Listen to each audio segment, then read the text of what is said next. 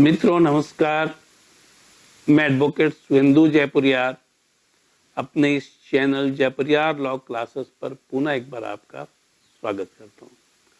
मित्रों, जैसा कि आप लोगों को पता है कि मैं YouTube के इस चैनल के माध्यम से लगातार ही आप लोगों को लीगल एजुकेशन को देने की कोशिश कर रहा हूं, खास कर उन लोगों को जो नए प्रैक्टिशनर हैं, खास कर वैसे लोगों को जो अभी जस्ट पढ़कर निकले हैं, या तो वह जुडिशियल सर्विसेज की तैयारी कर रहे हैं या फिर वह प्रैक्टिस में आने की तैयारी कर रहे हैं। तो मित्रों, जो लोग प्रैक्टिस स्टार्ट कर चुके हैं, हमारे जो जूनियर फ्रेंड्स, और जो लोग प्रैक्टिस स्टार्ट करने वाले हैं, या फिर जो भी लोग जुडिशियल सर्विसेज की तैयारी कर रहे हैं, या फिर जो लॉ के स्टूडेंट हैं, उन सभी के लिए हमारा ये वीडियो काफ़ी यूजफुल है।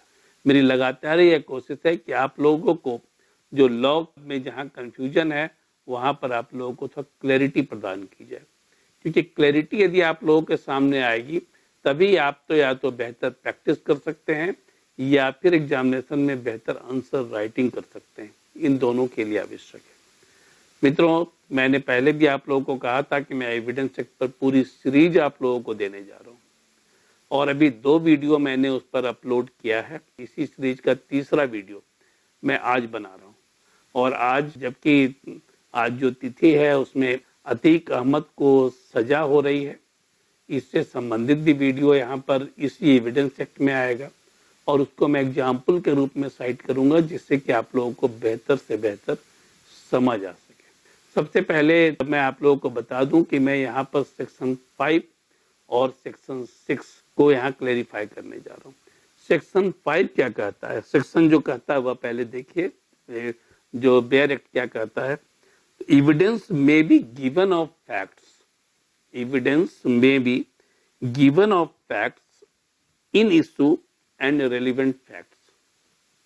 ठीक है, तो फिर मैं रिपीट कर रहा हूं, evidence may be given of facts in issue, facts in issue साथ में है, and relevant fact. Fact in issue क्या है? फैक्ट इन इशू की जब हम बात करते हैं तो फैक्ट इन इशू क्या है? तो जो विवाद का मसला है वह फैक्ट इन इशू है, और उसको सिद्ध करने के लिए उससे संबंधित जो भी तथ्य हैं उसको जो कोर्ट में प्रोड्यूस किया जाता है उसको हम क्या कहते हैं? जो रेलिवेंट जो फैक्ट है उसकी बात करते हैं। जैसे मैं एग्जांपल आपको देता हूं, यदि 2 व्यक्तियों के बीच में किसी बात को लेकर लड़ाई हो गई, सपोज करिए 2 पट्टेदार हैं, उनके बीच में जमीन को लेकर लड़ाई हो गई और उसमें एक व्यक्ति की हत्या हो गई। हत्या हुई, यहाँ फैक्ट इन इशू है, ठीक है ना? हत्या हुई, यह फैक्ट इन इशू है, लेकिन उसको प्रूव कैसे किया जाएगा? रेलिवेंट फैक्ट के द्वारा प्रूव किया जाएगा। वो रेलिवेंट फैक्ट क्या है कि इन दोनों के बीच में जमीन को लेकर विवाद था। उनके बीच में जो जमीन का जो विवाद था, जो बोन ऑफ कंटेंशन था, वह जमीन थी, और जमीन के इशू पर ही यहाँ पर लड़ाई हुई, जमीन के इशू पर ही लड़ाई हुई, और जिसके चलते ए ने बी का मर्डर कर दिया। अब यहाँ पर ए ने बी का मर्डर कर दिया, तो उसको जिस व्यक्ति ने देखा वह डायरेक्ट एविडेंस है, वह रेलिवेंट फैक्ट है। या फिर वह व्यक्ति ने जिस चीज से उसका मर्डर किया, उसकी हत्या की, जैसे चाकू से हत्या की, और उसके कपड़े में यदि उसके खून के धब्बे आ गए, तो वह कपड़ा जो रिकवर किया, जो वेपन, जो चाकू जो रिकवर किया, वह रिलेवेंट फैक्ट है। तो यहाँ पर जो फैक्ट इन इशू है उसको प्रूव करने के लिए या डिसप्रूव करने के लिए जो तथ्य प्रस्तुत किए जाते हैं उसको हम रेलिवेंट फैक्ट कहते हैं। तो फैक्ट इन इशू की जब बात आती है तो फैक्ट इन इशू जो है उसको जब प्रूफ हो जाता है तो सजा मिल जाएगी, और यदि प्रूफ नहीं होता है तो सजा नहीं मिलेगी। ठीक है, लेकिन यह तो सेक्शन 5 कहता है। सेक्शन 6 क्या कहता है? तब सेक्शन 5 के साथ हम जब सेक्शन 6 को देखते हैं तो सेक्शन 5 सिर्फ डायरेक्ट एविडेंस की बात कर रहा है। सेक्शन 5 क्या है? रेलिवेंट एविडेंस की बात कर रहा है, लेकिन बहुत सारे केस ऐसे होते हैं जहां पर रिलेवेंट एविडेंस मौजूद नहीं होते हैं। जैसे मान लीजिए हत्या का मामला है और हत्या होते हुए किसी ने नहीं देखा और कारण का भी पता नहीं है, ठीक है ना, कारण का भी पता नहीं है, तब ऐसी स्थिति में क्या हुआ, व्यक्ति ऐसे ही चला जाएगा, बिना सजा मिले वो चला जाएगा, जबकि सभी को यह पता है कि उस व्यक्ति ने हत्या की है, पूरा सभी कुछ उसको इंगित कर रहे हैं कि उस व्यक्ति ने हत्या किया है। तब ऐसी स्थिति में वह जो तथ्यात्मक सबूत हैं, वो तथ्यात्मक सबूत तो वहां नहीं है, लेकिन अब उससे संबंधित जो तथ्य हैं, ठीक है ना, उससे संबंधित जो तथ्य हैं वह संबंधित तथ्यों की बात करता है सेक्शन 6, जिसे कि हम रेस जेस्टे के नाम से जानते हैं, ठीक है ना, रेस जेस्टे के नाम से जिसको जाना जाता है। यदि आप एविडेंस को उठाकर देखेंगे उसमें एक टर्म आता है रेस जेस्टे। ये रेस जेस्टे इंडियन टर्म नहीं है यह, और नहीं इंडियन एविडेंस एक्ट का यह पार्ट है। यह ब्रिटिश कानूनी व्यवस्था लॉ सिस्टम का यह पार्ट है, जिसका मतलब होता है कि जो संबंधित तथ्य हैं, तो संबंधित तथ्य को जो प्रस्तुत किया जाता है कोर्ट में, उस संबंधित तथ्यों को ही हम रेस जेस्टे के नाम से जानते हैं। और बहुत बार ऐसा होता है कि यह संबंधित तथ्य इतने इंपॉर्टेंट हो जाते हैं, जिसको कि हम सर्कमस्टांशियल एविडेंस भी कहते हैं, इतने इंपॉर्टेंट हो जाते हैं कि उसके आधार पर ही किसी व्यक्ति को सजा हो सकती है। तो सेक्शन 5 यह कहता है, वो क्या कह रहा है सेक्शन 5 को मैं पहले पढ़ता हूं।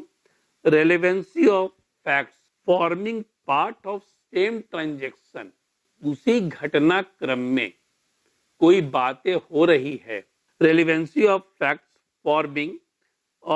Forming part of same transaction. यदि मान लीजिए कोई घटना घटित हुई है, लेकिन उससे संबंधित जो भी चीजें हुई है उसको हम सेक्शन 6 के रूप में देखते हैं, और उससे संबंधित जो तथ्य हैं उसको सेक्शन 6 में उसकी हम स्टडी करते हैं, और इसी को हम रेस जेस्टे के नाम से जानते हैं। जो संबंधित तथ्य हैं उसको रेस जेस्टे के नाम से जानते हैं। अब जैसे मैं आपको एक एग्जांपल देता हूँ, जैसे बहुत सारे केस में, क्या रेप के केस में कोई प्रत्यक्षदर्शी गवाह होता है क्या?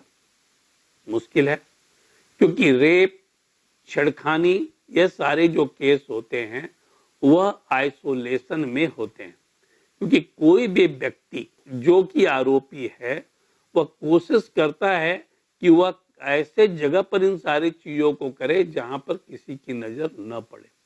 जैसे हत्या तो वह किसी के सामने भी कर देता है, क्योंकि हत्या करने में उसको पता है कि हत्या करेगा, थोड़ा वो गुंडा है तो शान की बात उसके लिए होती है, तो वहां पर प्रत्यक्षदर्शी गवाह होते हैं।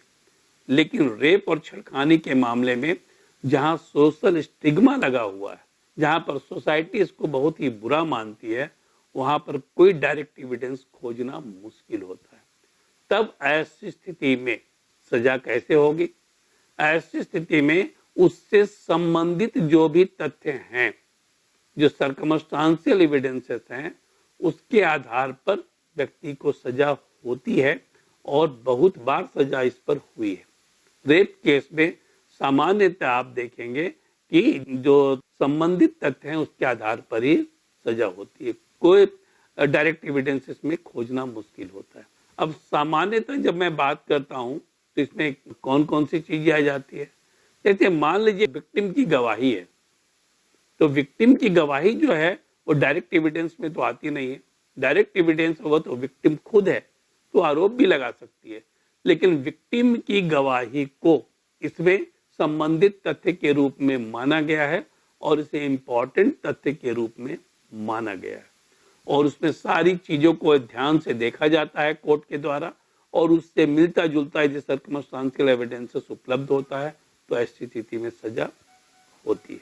अब मैं आता हूं आपको अतीक अहमद के केस पर। आज 28 मार्च 2023 है। अतीक अहमद को आज नैनी जेल से इलाहाबाद कोर्ट में ले जाया गया, जहां उसे सजा सुनाई जानी है। सजा किस चीज की? 17 साल पुराने केस में उसे सजा सुनाई जानी है। अपहरण करके हत्या का मामला है, यह उमेश पाल नामक व्यक्ति का। अब उसके बाद 17 साल के बाद उसके गवाह राजू पाल की भी हत्या कर दी गई। अब उमेश पाल की हत्या चूंकि 17 साल पहले हुई और उसमें केस भी दर्ज किया गया और यहाँ पर डायरेक्ट एविडेंस जो था, जो गवाह था वह राजू पाल था। राजू पाल की भी हत्या हो गई और राजू पाल ने बाद में दबाव में आकर बयान को बदल भी दिया था और इसी ग्राउंड पर उसने केस भी किया था।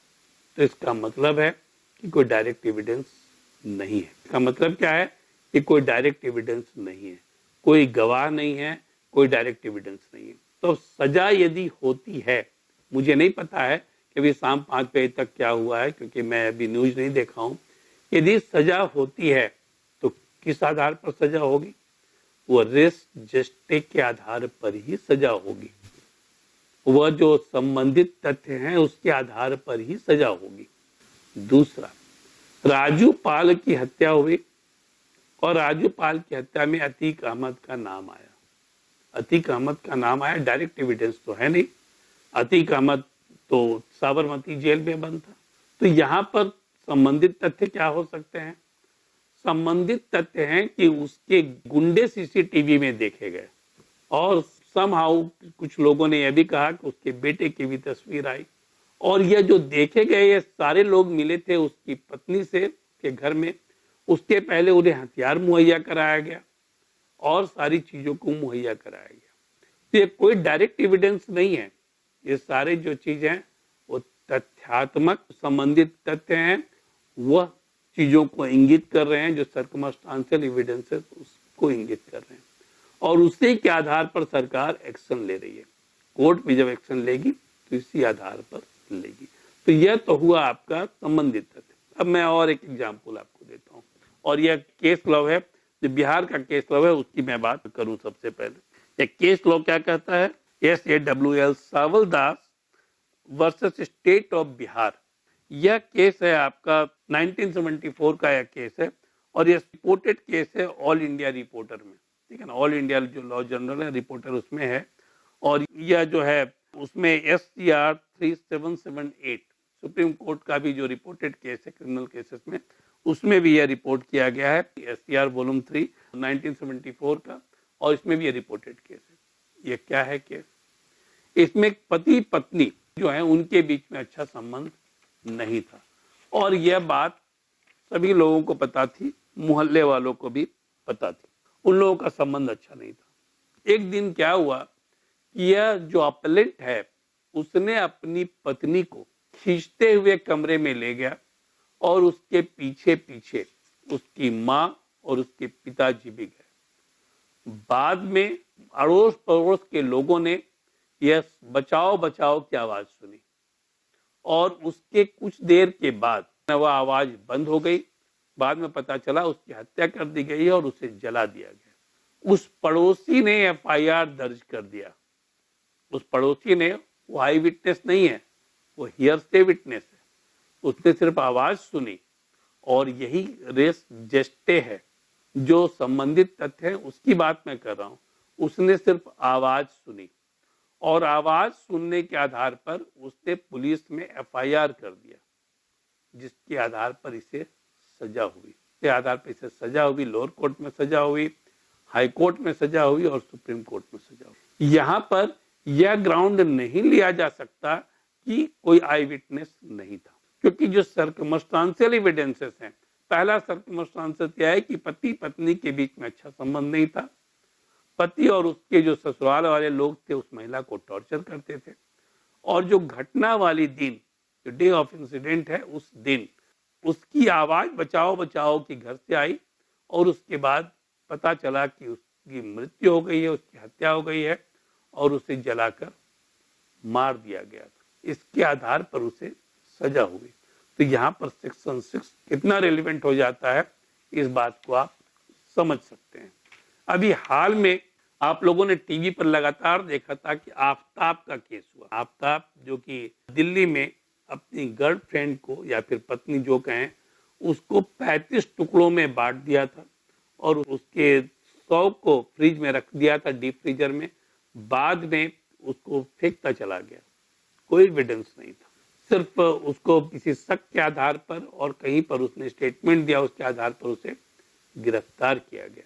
उसके आधार पर उसे गिरफ्तार किया गया। बाद में जब चीजों को खंगालना शुरू किया गया तो सर्कमस्टांसेस इतने स्ट्रांग थे, इतने स्ट्रांग सर्कमस्टांसेस थे कि उसके आधार पर इन्वेस्टिगेशन शुरू हो गया। और तब जाकर जो सर्कमस्टांशियल एविडेंसेस को जोड़ना शुरू किया गया, तब बहुत सारे एविडेंस उपलब्ध हुए, जैसे हड्डियां मिली, ठीक है, और सारी चीजों का पता चला, जिस चीज से काटा था उसने वह कहाँ फेंका था वह भी मिला, ये सारी चीजें उपलब्ध हुई। ठीक है, तो यह किस चीज के आधार पर हुआ? कोई डायरेक्ट एविडेंस नहीं है। फॉरेंसिक लैब की रिपोर्ट बाद में आई कि वह हड्डी उसी लड़की की है। तो ये सर्कमस्टांशियल एविडेंसेस के आधार पर सारी बातें हुई और केस दर्ज हुआ। तो इसे ही हम कहते हैं रेस जेस्टे। और यहाँ पर लोग कहता है कि सर्कमस्टांशियल एविडेंसेस मजबूत नहीं होते हैं, लेकिन मैं बार बार आपको कह रहा हूँ कि जो रिलेवेंट एविडेंस है, जिसको कि हम डायरेक्ट एविडेंस के नाम से जानते हैं, बहुत बार उपलब्ध नहीं होता है। तब ऐसी स्थिति में circumstantial evidences, strong circumstantial evidences के आधार पर और सिर्फ सर्कमस्टांशियल एविडेंसेस के आधार पर किसी व्यक्ति को सजा हो सकती है। ऐसे ही मैं एक केस की चर्चा करने जा रहा हूं कि किसी व्यक्ति की हत्या हो गई, किसी ने नहीं देखा, उसका जिस दिन लापता हुआ उसके 2 दिनों के बाद उसका शव कुएं में मिला। तो अब कुएं में मिला तो पता नहीं है किसने उसे मारा, कहाँ मारा, कैसे मारा, लेकिन जिस रात वह लापता हुआ उस रात में उसे एक व्यक्ति के साथ, जो कि उसका तथाकथित मित्र था, उसके साथ देखा गया था। सिर्फ वो देखा गया था, किसी ने हत्या होते हुए नहीं देखी, वह उसके साथ था। और उसके आधार पर जब खोजबीन की गई और जब उसको सख्ती से उसे पूछताछ की गई तो उसने इस बात को स्वीकार किया कि उसने हत्या की थी, उसी ने हत्या की है। तो यहाँ पर किस आधार पर केस बना?